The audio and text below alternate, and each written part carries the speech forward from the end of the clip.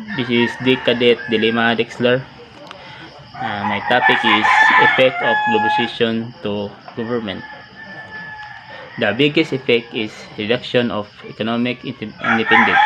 The increasing market size with the effects of absolute or cooperative advantages in manufacturing creates the need to specialize in narrow product production or service areas to be able to compete successfully. This requires open market policies. On the opposite end, the spectrum, it could just as easily result in protectionist policies that restrict domestic access to markets using the tools of import quotas and or tariffs on imported goods. The main problem with restricting market access using such tools is retaliation from other countries in implementing similar policies against the country. The popular press refers to this as trade war.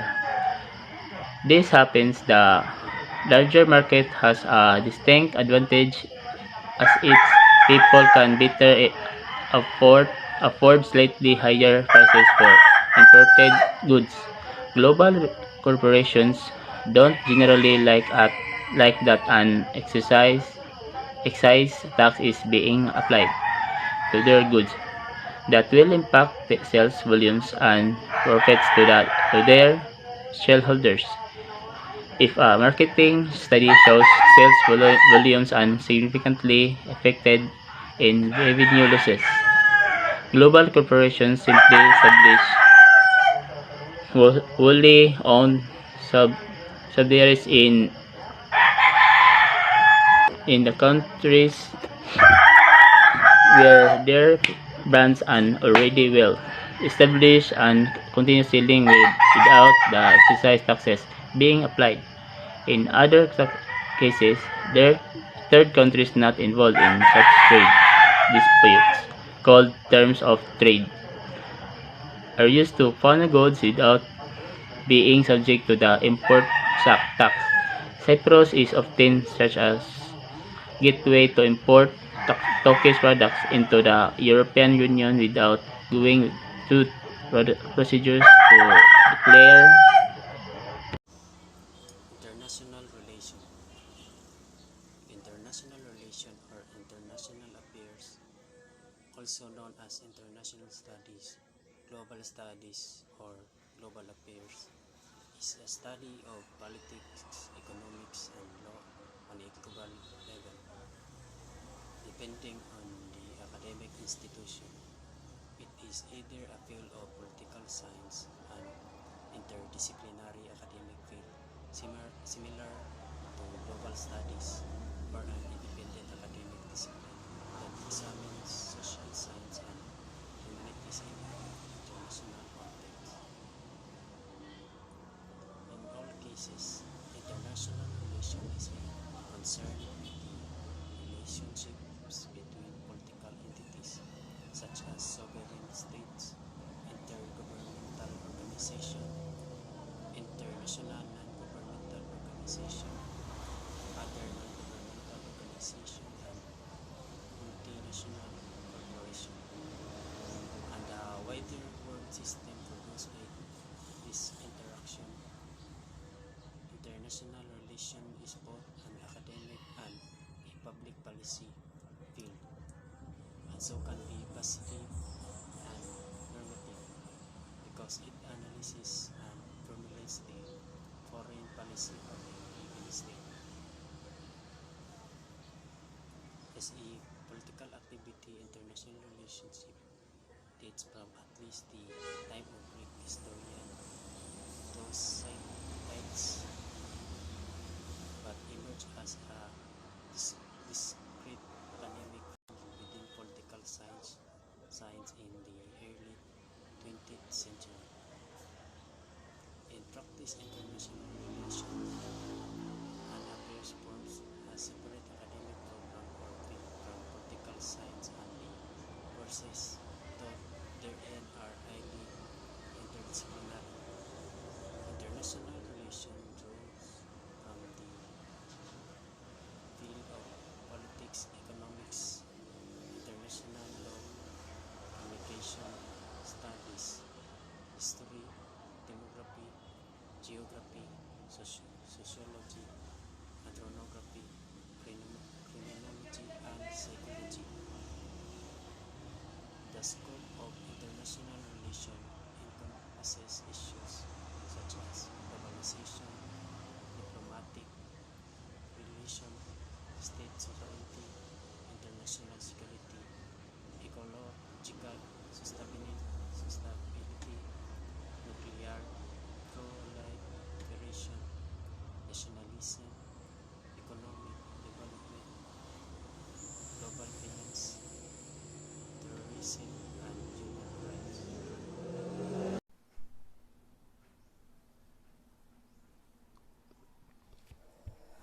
Good day, sir. Good day to all students. I am Ivan Ray Carilla. I'm here to discuss the difference between internationalism and from globalism. But before that, let's define the definition first. So, what is globalism? Globalism refers to various systems with scope beyond the merely international. It is used by political scientists such as Joseph Nye to describe attempts to understand all the interconnections of the modern world and to highlight patterns that underlie them. Globalism at its core seeks to describe and explain nothing more than a world which is characterized by networks of connections that span multi-continental distances. So, globalism is merely, or it describes the connection between other nations. Next is internationalism. Internationalism is a movement which advocates a greater economic and political cooperation among nations for the theoretical benefit of all. Internationalism is about the political and the economic. So it is not only limited to the economic, it scopes also in the political matters or issues. It is associated with other political movements and ideologies, but can also reflect a doctrine, belief system, or a movement in itself. So, let's differentiate down the internationalism from globalism. The difference between internationalism and globalism is that internationalism is a political, economic, cultural cooperation between nations, while globalism is an ideology based on the belief of that people, goods, information ought to be able to cross national borders unfettered.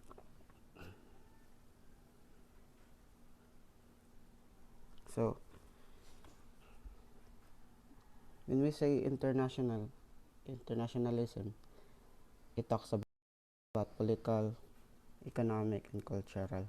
So, when we say political, it talks about the laws, regulation, the humanitarian laws, the equality, and also the cultural, which is very diverse in every nation. While globalism focuses, or it is an ideology about how to transfer goods, products, and services or information to other countries or nations. That's all, sir.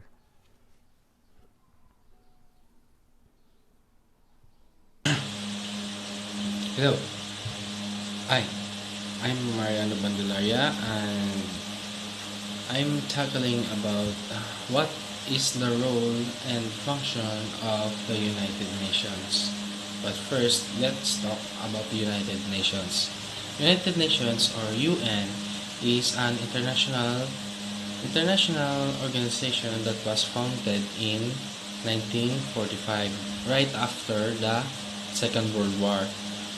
But 51 countries who are committed in maintaining the international peace and security, developing friendly relations among nations, and promoting social progress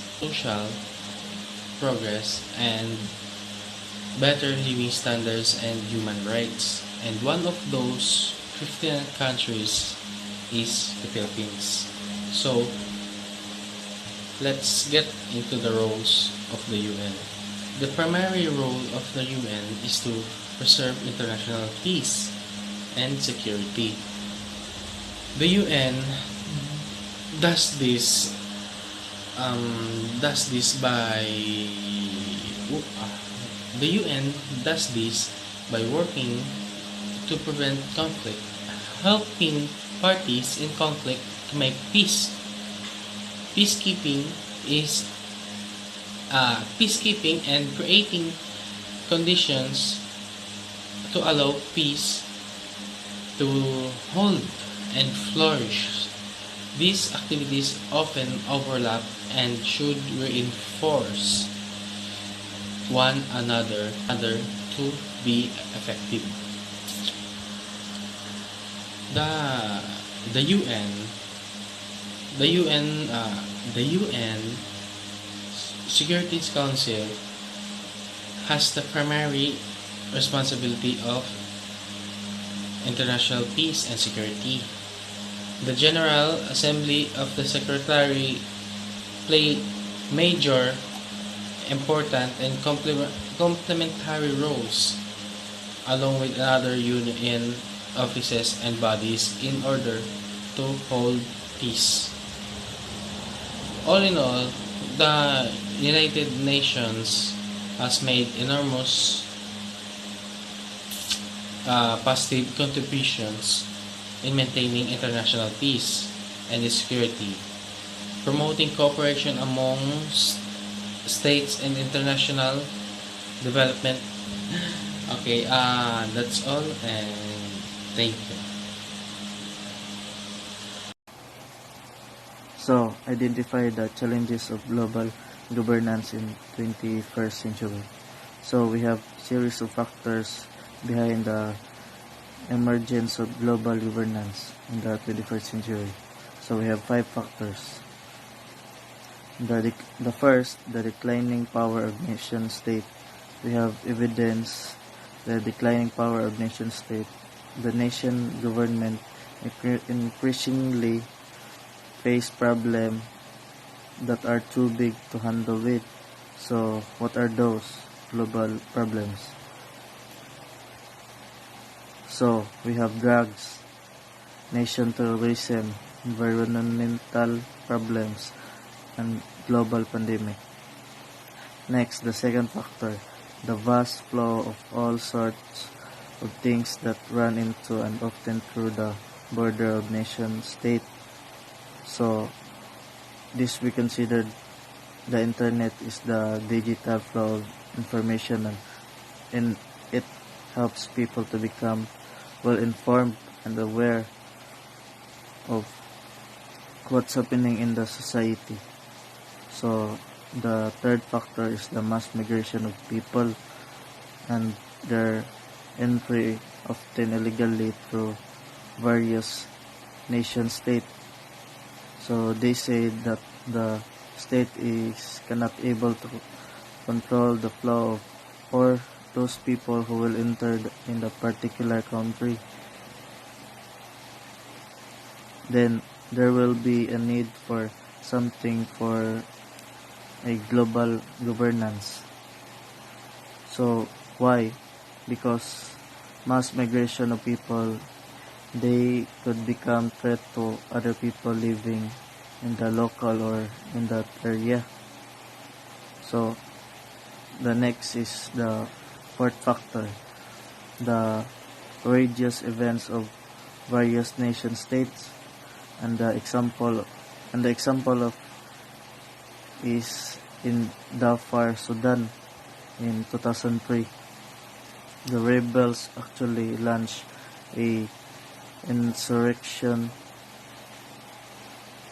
protest against the Sudanese government because of putting disregard to the non-Arab population in the West region.